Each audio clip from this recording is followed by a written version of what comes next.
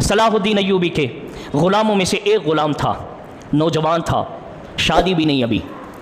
یہودیوں کی حکومت تھی نا، جب بھی یہودی لڑ رہے تھے، آج بھی لڑ رہے ہیں، لیکن جب پکے ہوتے ہیں نا تو اللہ تعالیٰ پھر مدد کے لیے صلاح الدین ایوبی جیسے لوگوں کو بھیجتا ہے۔ وہ مسلمان بڑے مضبوط مسلمان تھے۔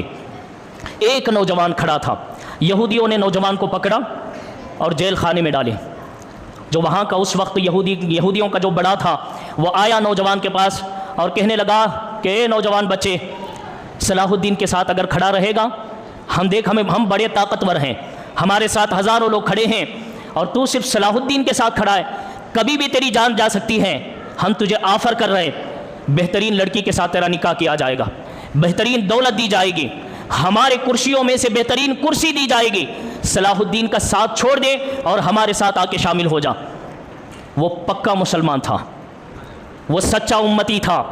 اس نوجوان نے کہا کہ او یہودیوں، تم مجھے دولت کی لالچ دیتے ہو، تم مجھے لڑکیوں کی لالچ دیتے ہو، تم مجھے کرسیوں کی لالچ دیتے ہو، یاد رکھو میں صلاح الدین کے ساتھ کسی دنیا کی لالچ میں نہیں گیا، میں صلاح الدین کے لیے صرف مصطفیٰ کی محبت میں جا رہا ہوں، صرف حضور کے دین کے لیے جا رہا ہوں، کیونکہ میں سچا مسلمان ہوں، میں پکا امتی ہوں۔ نہیں چلی، بس لالچ دینے کے بعد جب نہیں چلی نا، رات کا وقت ہوا، یہودیوں نے خوبصورت لڑکیوں کے جسم سے کپڑے ہٹا لیے اور ننگے لڑکیوں کو اس نوجوان کے کمرے میں بھیجا۔ نوجوان تھا لیکن امتی سچا تھا، مسلمان پکا تھا۔ لڑکیاں جب کمرے میں داخل ہوئی، پوری رات گزری، صبح ہوئی، واپس لڑکیاں باہر آئی۔ یہودیوں نے پوچھا لڑکیوں سے کیا ہوا رات میں؟ لڑکیوں نے کہا اس نوجوان کی عبادت نے ہمیں بھی مسلمان بنا دیا ہے، کیونکہ وہ سچا مسلمان تھا۔ آج ہم مسلمان ہی نہیں اور ہم اللہ پہ شکایتیں کرتے ہیں، کیوں مدد نہیں آتی؟ ہم نے مسلمان بنا کب بھائی؟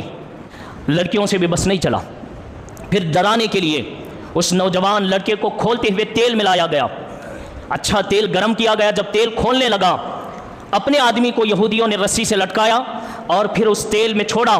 جیسے ہی تیل سے وہ یہودی باہر آیا، اتنا گرم تیل تھا، گوشت سارا گل کے اس میں گرنے لگا، ہڈیاں باہر آئی۔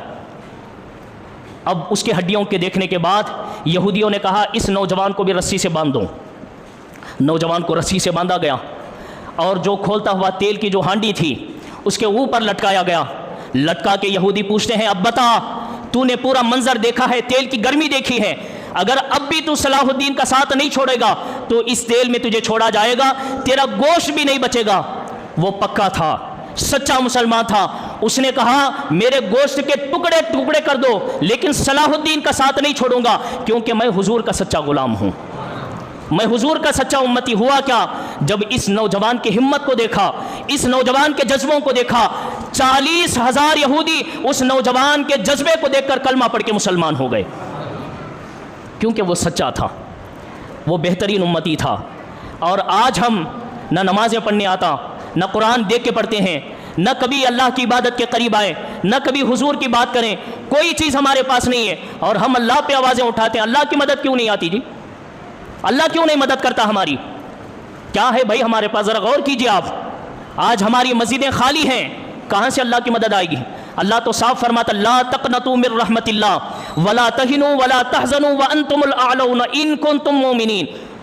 اے مسلمانوں، ڈرو نہیں، گھبراؤ نہیں، اللہ کی مدد تمہارے ساتھ ہے اگر تم سچے ہو۔ اگر تم سچے ہو تو اللہ کی مدد ہے تمہارے ساتھ۔ ہم سچے ہے ہی نہیں ہیں تو اللہ کی مدد کیسے آئے گی؟ ہم پکے مسلمان ہے ہی نہیں ہے تو اللہ کی مدد کیسے آئے گی؟ میں پھر ایک جملہ ریپیٹ کر رہا ہوں، آج لوگ کہتے ہیں مسلمانوں پہ آج ظلم ہو رہا ہے، میں کہتا ہوں مسلمانوں پہ ظلم نہیں ہو رہا ہے، کیونکہ آج تک ہم نے مسلمان بنا ہی نہیں ہے، ہم صرف نام کے کلمہ پڑھنے والے لوگ ہیں۔